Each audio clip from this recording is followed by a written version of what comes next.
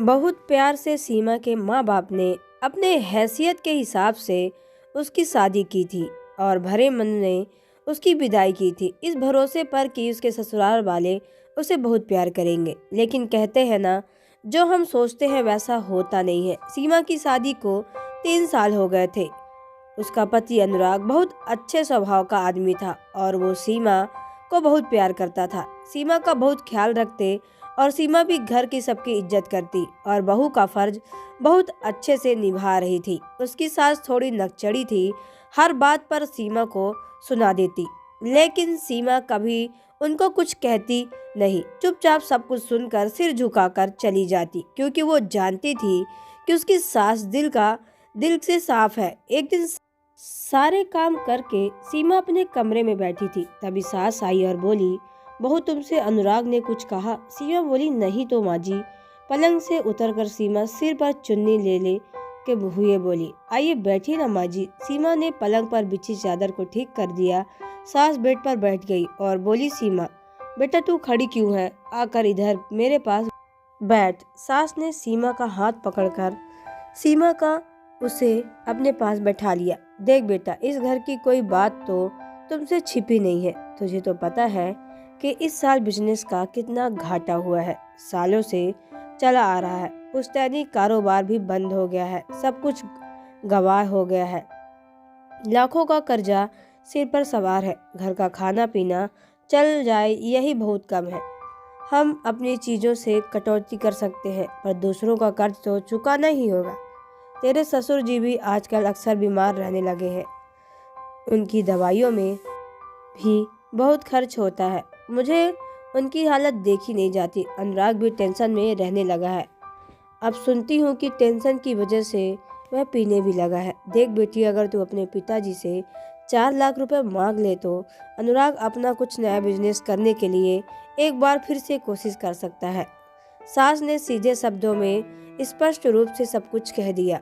पर माँ जी, मेरे पिताजी ने तो पहले ही मेरी शादी के लिए कर्जा लिया था और अभी तक वो पूरा नहीं चुका पाए हैं। अभी भी उन पर 3 लाख रुपए का कर्ज है। अब भैया के गुजर जाने के बाद घर में कोई कमाने वाला भी तो नहीं है।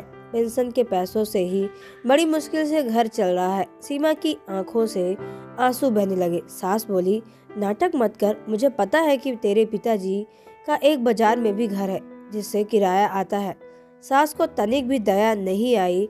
पर माँ जी, बाजार वाले घर पर तो केस चल रहा है, सारा किराया कोर्ट कचहरी के खर्चों और वकील की फीस में चला जाता है। सीमा ने सिसकते हुए कहा, माँ जी, अगर घर के हालात ठीक होते तो मैं कह देती पिताजी को, लेकिन कुछ हालात कुछ अच्छे नहीं हैं।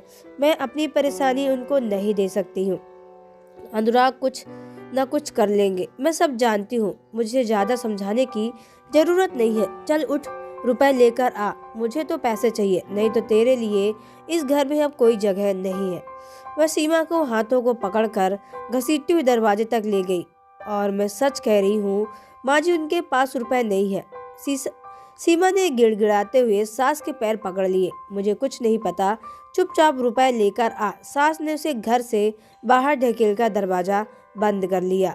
सास बड़बड़ाते हुए किचन की ओर चल दी। लगभग 30 मिनट के बाद घर की घंटी बजी। उसने सोचा सीमा ही होगी, कमबख्त ऐसे नहीं मानेगी, अभी ठीक करती हूँ।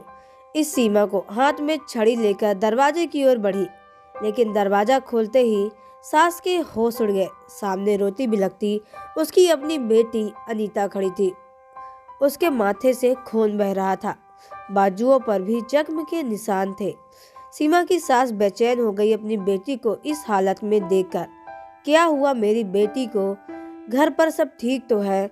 माँ अमिता से ने मुझे मारा है, घर में भी निकाल दिया है, कहते हुए नई गाड़ी खरीदनी है, 20 लाख रुपए चाहिए। पर बेटा, हमने शादी में मारुति तो दी थी ना। माँ ने चेहरा एक गुस्से में तमतमा उठा। वो कहते हैं ने कि ये मिडिल क्लास कार है, उनके स्टैंडर्ड की नहीं है। उनके दोस्त उनका मजाक उड़ाते हैं, उन्हें बड़ी कार चाहिए। उन्होंने मुझे बहुत मारा है माँ, वो आप सब से को गालियाँ देते हैं। वह फपक फपक कर रोने लगी। चुप हो जा मेरी बेटी, माँ ने मुझे गले लगा लिया। सास की आंखों के सामने अपनी बहू सीमा का रोता बिलखता चेहरा याद आया। वो बेटी को छोड़ बहू को लेने बाहर भागी। सीमा बाहर बैठी थी चुपचाप। वो बहू के अंदर ले आई और बोली, चुपचाप हो जा सीमा, यहाँ तेरा ही तो घर है मेरी बहू। मैं तेरी गुनहगार हूँ। मैं तुझे कभी परेशान नहीं करूँगी, सदा अपने सीने से लगाए रखूँगी। वह रोने लगी। अपनी सास को माफ नहीं करेगी बेटी। और एक सास ने अपनी बहू को सीने से लगा लिया। तो दोस्तों, आपको ये स्टोरी कैसी लगी कमेंट बॉक्स में ज़रूर बताएं। अगर आप हमारे चैनल पर नए तो चैनल को सब्सक्राइब करके बेल आइकन को प्रेस करें ताकि आने वाली सभी वीडियो का नोटिफिकेशन आपके मोबाइल पर सबसे पहले पहुंचे, क्योंकि मैं ऐसे ही वीडियो आप लोगों तक लाती रहती हूँ। तो चलिए मिलता है नेक्स्ट वीडियो के अंदर। ओके बाय, टेक केयर, धन्यवाद।